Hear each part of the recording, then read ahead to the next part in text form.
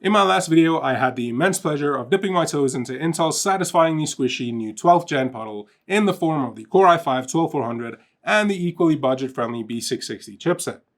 But as capable as MSI's B660M mortar was, and it was very capable indeed, it just wasn't fancy enough for me. I'm a fancy, refined man with fancy and refined tastes. I mean, just look at this fancy, tasteful figurine I have here on my desk. Fancy. And being such a fancy man, I am appropriately stoked to unbox and get some first impressions of what promises to be an equally fancy new 12th gen motherboard in this video. And that dignified, majestic motherboard is MSI's MEG Z690 ACE, possibly the new gold standard for Z690 motherboards. And yes, it has actual friggin' gold in it. But before we get to all of that hopefully less pretentious stuff, I want to thank Crucial for sponsoring this video. Crucial's P5 Plus is a high-speed, ultra-reliable Gen 4 SSD of the M.2 variety that delivers about double the speed of Gen 3 drives, coming in with read and write speeds of 6600 megabytes per second and 5000 megabytes per second respectively, which is just stupid fast. During my review of the P5 Plus, which you can find somewhere on the channel, it performed way beyond expectations, hitting speeds close to 10 gigabytes per second with the help of the Crucial Storage Executive software. It also works like a charm for anyone looking to upgrade their PS5 storage, and I even have a step-by-step guide on how to do just that, also somewhere on the channel. The P5 Plus can be had in 2TB, 1TB, and 500GB capacities, is priced very competitively, comes packed with security features, is backed by a 5-year warranty, and features cherry-picked NAND flash and controller modules directly from Big Daddy Micron. For more info on the P5 Plus, check out the link in the description down below, and if you decide to pull the trigger on it and you're in South Africa, do it at Takealot, also linked down below. Okay, the board is screaming to get some air, so let's just kick things off right now. Okay, now the box itself isn't all that flashy, only really showcasing one of the board's most prestigious aesthetic features on the front, and then like a quick breakdown of some of the more important specs on the back, along with a glory shot of the full board. The box does feel very premium with the matte finish and sturdy construction, so that's always a plus. I'm not quite sure how I feel about having to push down the little handle in order to open the box up, but I can see why MSI decided to go with this approach, as it sure does make for a much more dramatic opening. Lifting the flap reveals the board along with a very flashy introduction, just hinting at what we're getting ourselves into. Moving the board and the box it came in aside for a moment, we're greeted by yet another box. This one containing all of the parts you'll need, along with a few you didn't know you needed, but now definitely do. We've got the prerequisite SATA cables, 4 of them to be exact, and some really nice RGB extension cables, including a special Corsair one, all of which I can never find when I need them, even though I have tons laying around somewhere. Then we have some legitimately fantastic extra cables MSI tossed in here. We've got 2 thermistor cables that you plug directly into the motherboard and then stick wherever you want to measure temps pretty reliably. I should probably clear that up a bit. Stick it anywhere in your computer to measure temps. Maybe, probably, definitely don't stick them in yourself or in anyone else, even though to be fair, it could probably work. Anyway.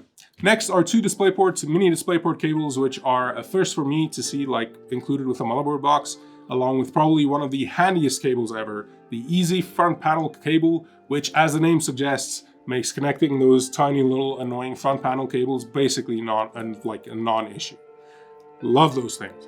But not as much as I love documentation and stickers. Actually, I never use the stickers that come with most of the parts these days, but for some reason I always love seeing them included all the same. And these ones look legitimately sick. Not too in your face or anything like that. The cable label stickers, on the other hand, I would definitely use, especially in RGB builds where there are nests of cables everywhere. Oh, and the little microfiber cloth MSI tossed in here is also cool because you're almost definitely going to need it a little later.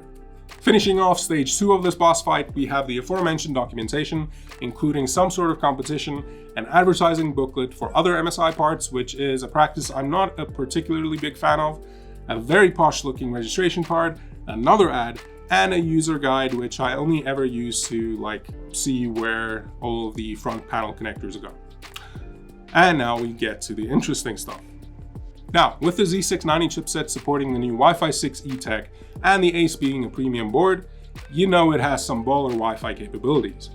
Capabilities boosted by the included MSI antenna, which you can just screw into the ports on the rear I/O, and you should be good to go.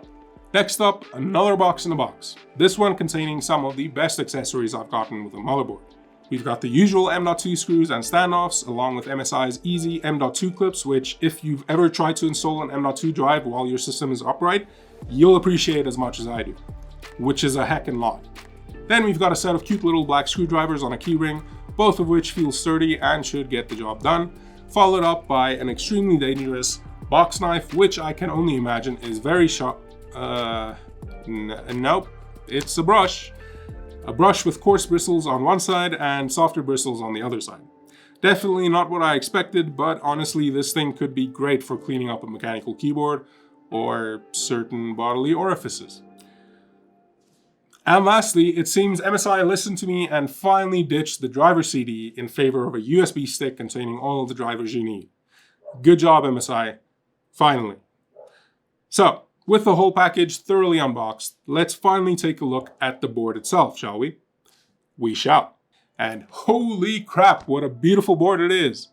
I've worked with a lot of motherboards over the years, and I've rarely been this pleasantly surprised by one in ages. The board is quintessentially MSI, and at the same time like no other board I've seen from them before. They've had the all black look before with their Unity series, but never one quite like this. The blacked out PCB matches perfectly with the matte black and brushed metal heatsinks everywhere and makes the whole thing look slick AF, all while the gold accents on the top VRM, topmost M.2, chipset and audio controller heatsinks add a much needed and very tasteful break from the otherwise black hole aesthetic. And I mean, can we just take a moment to appreciate the board's fantastic centerpiece on the I/O cover and left VRM heatsink. The MSI Dragon logo looks absolutely phenomenal in gold, and the strip of gold emblazoned with the ACE branding, instead of looking a bit over the top as I suspected it would, actually fits perfectly with the overall premium aesthetic of the board. It also helps that said strip includes legit gold in the form of 24 karat gold foil.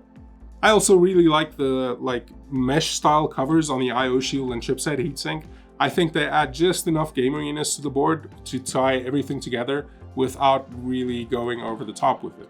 And I mean, even the back of the board looks dope thanks to a massive brushed metal heat shield with an understated branding going on and cool mesh-like design cutting right through it.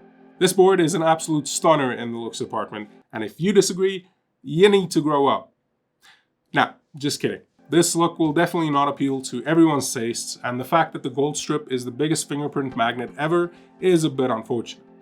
And on top of that, the Dragon logo seems to be a sticker rather than something a bit more substantial, and I actually managed to damage said sticker after just one wipe with the included microfiber cloth, which is obviously not ideal. Thankfully, unlike that sticker, the rest of the board is reassuringly solid. Intel's new 12th gen chips, especially the ones in the i9 and i7 range, which are what you should be pairing this board with, are power-hungry beasts. Beasts that this board should be able to feed nice and fat-like. And on a semi-related note, the power connectors are on the right of the top heatsink instead of the left, which makes plugging in the cables so much easier. And I want to kiss the engineer who moved it there right on the mouth. Anyway, the board features an almost crazy 19+1+2 power phase design, equipped with 105 amp power stages and premium titanium chokes, all of which should be able to handle any chip you throw at it, and I suspect a heck of a lot more than that if you want to dive into some heavy overclocking. Something it should almost definitely be able to do while also keeping temps nice and low too. Those beefy heatsinks aren't just for show after all. Except for the one on the top right actually. I'm not sure what that's cooling, since it's not actually connected to anything as far as I can tell. I mean, are we doing vanity heatsinks now? Has this been a thing? Let me know. Anyway, the heatsinks covering the VRMs are nice and beefy, have a bunch of fins for added surface area, and there's a heat pipe running through the whole thing, which is just like the cherry on top. Well, actually, the cherry on top is that the board also features 8 fan connectors, and I'm of the opinion that you can never have enough of those things. The chipset heatsink is a big boy with, I suspect, more than enough cooling potential for the Z690 underneath, and there are even robust heatsinks for each of the 5. Yes, that's right, 5 M.2 slots. Even on a hotbox of a case, the MEG Z690 ACE temps should be the least of your concerns. What's also kind of nutty is that the board supports DDR5 memory speeds up to 6,666 MHz, and I have very little doubt that it'll be able to achieve those speeds due to a bunch of hardware and software upgrades, which you can check out in more detail in the link down below. The board also features 3 PCIe slots, 2 of which are wired for Gen 5, with the bottom one supporting 4 PCIe 4.0 lanes. It also comes equipped with 3 notable 2s, 2 2.5 GHz LAN ports, 2 Lightning USB 3.2 Gen 2 ports, and 2 Thunderbolt 4 ports on the rear I/O. And speaking of the rear I/O, this thing is loaded for bear. Firstly, 2 buttons I can no longer live without, namely a clear CMOS and flash BIOS button, then a total of 10 USB ports including Type A and Type C, all USB 3.2 Gen 2 or higher, and the aforementioned Thunderbolt 4, then 2 mini display ports, the Wi-Fi antenna, and finally your usual set of audio connectors. Oh, and just because they're features I absolutely love, I have to give MSI some much deserved props for including physical power and reset buttons right on the board itself. It just makes benchmarking stuff so much easier. And that pretty much wraps it up for all the features and specs I think most of us actually care about. As for whether the board has the performance to back up all of the claims MSI is making, even though I see no reason why it wouldn't, I don't have a chip to test that. So take everything here with the tiniest grain of salt. What I can say for sure is that the board's friggin' gorgeous and packed with all the features I personally can't live without, and more than a handful of other cool features as a bonus. However, with all that being said, with premium design and features often comes a very premium price, and the MEG Z690 ACE is no exception. Right now, you're gonna have to fork over a whopping $600 or around 14,000 Rand plus here in South Africa to get your hands on one. That prices the board at more than the cost of the Core i9 12900KF by a decent margin. Let that sink in for a while.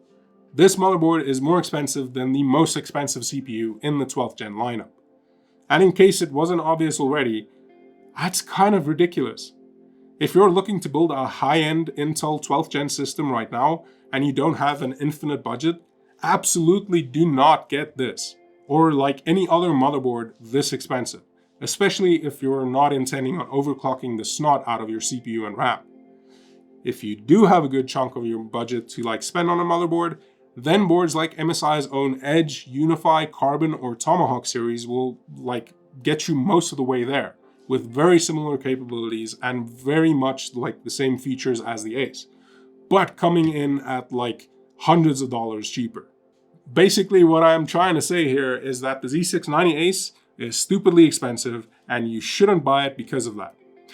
But to anyone who can afford it and plan to play around with overclocking a lot, then go for it and know that I am very, very jealous that you have it. And that's about all I have time for in this video. Just another quick reminder that if you're in the market for a new ultra-fast M.2 SSD to speed up your system or to get more space for all of your games on PS5, be sure to add Crucial's P5 Plus to the top of your list. And if you're in South Africa, remember to pick it up at Takealot, where I've often seen it go on really good sales. And yeah, if you liked it, get subscribed for more and come hang out with me on Twitch where I'm trying to live stream every day. I'll see you all in the next one. Cheers.